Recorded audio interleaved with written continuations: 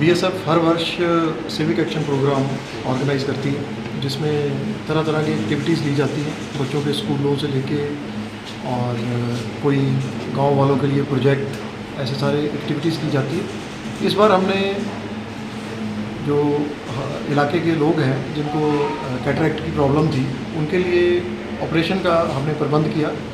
इसमें Tripura medical college की तरफ से हमें पूरा सहयोग मिला और आज 10 लोगों का इसमें ऑपरेशन हो रखा है, 11 लोगों का, और अभी मंगलवार को शायद 8 से 9 का और होगा।